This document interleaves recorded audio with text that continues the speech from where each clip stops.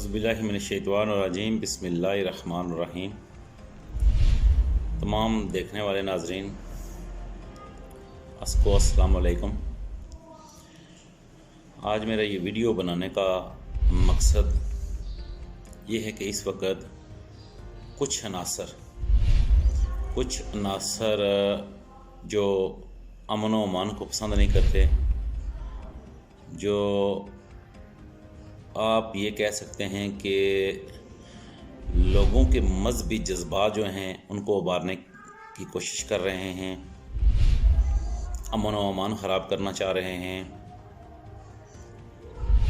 میں یہ ویڈیو اپنے ڈڈیال کے عوام کے لیے بھی بنا رہا ہوں، باشعور لوگوں کے لیے بھی بنا رہا ہوں، اور ساتھ ساتھ قانون نافذ کرنے والے اداروں کو بھی مخاطب کر رہا ہوں کہ تمام مکاتب فکر سے تعلق رکھنے والے لوگوں کو جمع کیا جا رہا ہے۔ فرقہ وارائیت پھیلانے کے لیے بھی ایک پلان تیار کیا جا رہا ہے، جو ایک سوچی سمجھی سازش ہے۔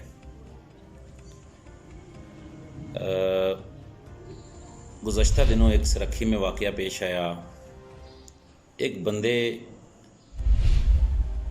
کہ گھر کا معاملہ تھا، ذاتی طور پر اس نے اپنے گھر میں کوئی پروگرام کروایا اور اس پر قانونی ادارے حرکت میں آئے، اور ہم نے بھرپور رپورٹنگ بھی کی، اس پر اعلیٰ حکام تک بھی پہنچایا، اس پر قانونی کارروائی بھی ہوئی، FIR بھی درج ہوئی، اور شادی والے گھر سے ایک شریف آدمی آپ کہہ سکتے ہیں، انہوں نے اپنا ایک ویڈیو بیان بھی دیا ہے جس میں انہوں نے کہا ہے کہ بچوں نے اپنی خوشی بنانے کے لیے ایک پروگرام رکھا تو اس کی سزا انہیں بھگتنی پڑی، اور انہیں سزا بھی مل گئی ہے اس کی۔ سینئر سٹیزن ہیں، وہ عمر کے اس حصے میں ان کو تھانے بھی آنا پڑا۔ جس طرح اگر جو میرے ساتھ اس وقت سننے والے لوگ ہیں، اگر وہ یہ سوچیں کہ اگر ان کا کوئی فیملی ممبر یا ان کے بزرگ کسی بچے کی غلطی ہے یا کچھ معاملہ ہے، بچے کچھ خواہش کر دیتے ہیں، کچھ بچے غلطیاں کرتے آتے ہیں، بے شمار ڈڈیال میں ایسے واقعات موجود ہیں، بہت سارے بچوں نے غلطیاں کی ہیں اور ان کی فیملیوں نے بھگتی ہیں۔ یہ بھی اس طرح کی ایک مثال آپ لے سکتے ہیں۔ اس طرح واقعہ آیا اور اس میں جو مناسب کارروائیاں تھیں وہ بھی ہوئی ہیں۔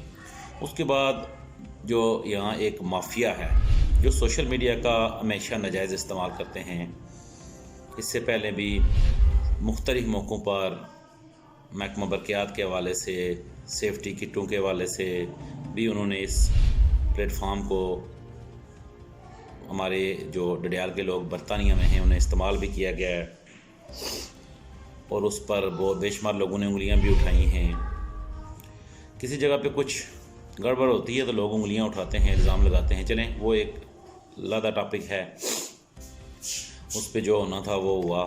لیکن اب یہ پوزیشن ہے کہ بڑے بڑے اشتہار سوشل میڈیا پہ چل رہے ہیں، جس میں اہل تشیع کو بھی دعوت دی گئی ہے، اہل سنت والجماعت کو بھی دعوت دی گئی ہے، تحریک لبیک کو بھی دعوت دی گئی ہے، تمام مذہبی مکاتب فکر سے تعلق رکھنے والے لوگوں کو دعوت دی گئی ہے، اور انہیں سوشل میڈیا پر بٹھا کر جذبات ابھارنے کی کوشش کی جا رہی ہے۔ اللہ نہ کرے اگر کسی ایک طرف سے کوئی بات ایسی نکل آتی ہے جس سے امن و امان کی صورتحال کو خطرہ پہنچتا ہے، جس سے شہر کا امن خراب ہوتا ہے، جس سے تاجروں کا کاروبار خراب ہوتا ہے، جس سے اسکولوں میں پڑھنے والے بچوں کے لیے پریشانیاں پیدا ہوتی ہیں، تو اس کا ایک فرد واحد کوئی ذمہ دار ہوگا، ایک مافیا ذمہ دار ہوگا۔ فرد واحد نہیں کہتے کیونکہ بظاہر تو فرد واحد ہی ہوتا ہے، لیکن اس کے پیچھے ایک پورا مافیا ہوتا ہے، ایک پورا سسٹم ہوتا ہے۔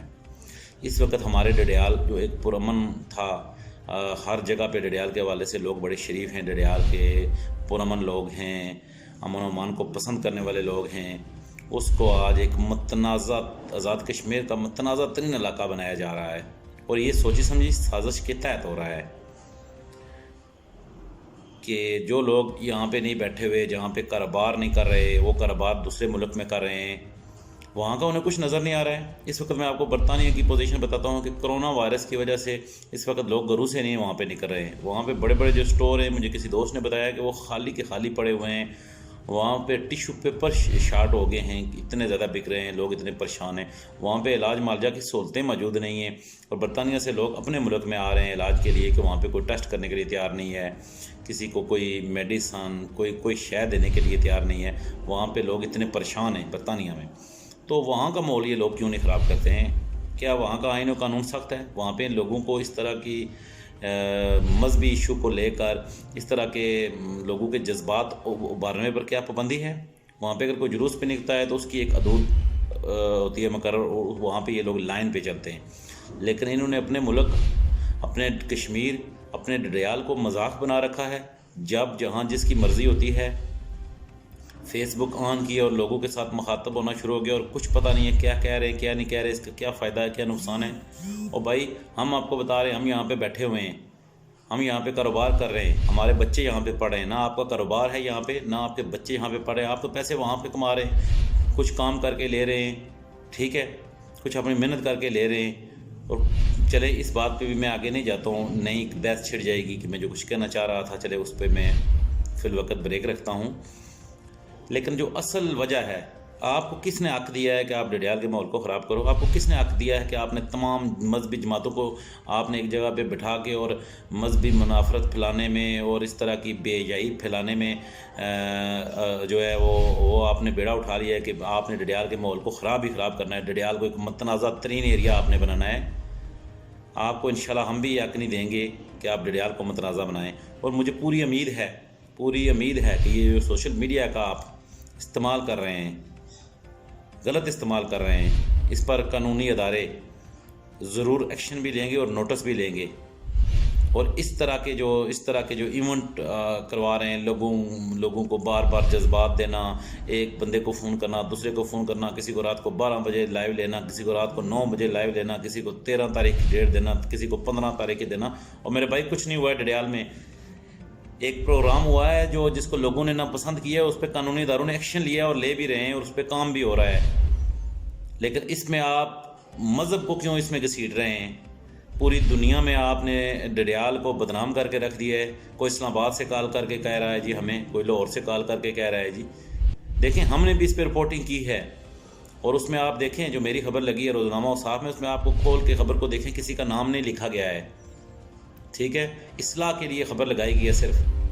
اور اس میں اعلیٰ حکام کا موقف بھی لیا گیا ہے، ٹھیک ہے. اور پھر مزید اس کو واہ دینے کی کوشش نہیں کی گئی ہے. جو اپنا فرض تھا وہ نبھایا ہے.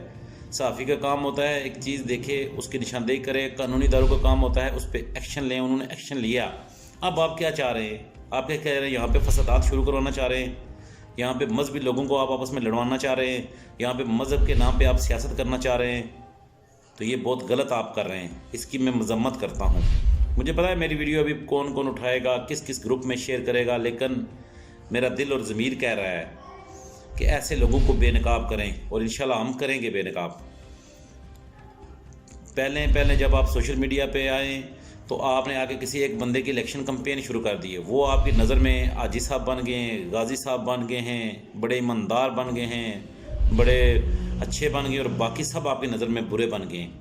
پہلے تو ایجنڈا یہ تھا کہ بس ایک بندے کو جناب والا ہائی لائٹ کرنا ہے اور دوسرے کو لیٹ ڈاؤن کرنا ہے، بس یہ ایک ٹاپک تھا.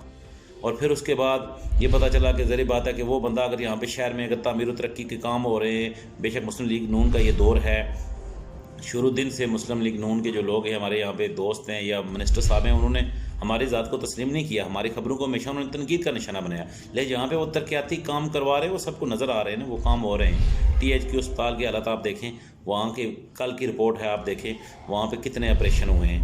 تو یہ ایک بہتری کی طرف قدم ہے. پھر ڈڈیال کی جو یہ سڑکیں تھیں، ان کی جو حالت تھی لوگوں نے دیکھی تھی، آج بہتری کی طرف سڑکیں گئی ہیں ہماری. تو اب ان کو بدنام کرنے کے لیے اور تو کوئی چارہ نہیں ہے نا. امن و امان کو خراب کرنا ہے، شہر کے ماحول کو خراب کرنا ہے، تمام مذہبی جماعتوں کو ایک جگہ پہ اکٹھا کر کے. کیا آپ لوگوں کو پیغام دینا چاہ رہے ہیں؟ بس اس کا یہی ہے، سب دیکھنے والے لوگ دیکھیں کہ آپ ایک شہر کا پرامن ماحول کو خراب کرنے کی طرف لے کے جا رہے ہیں.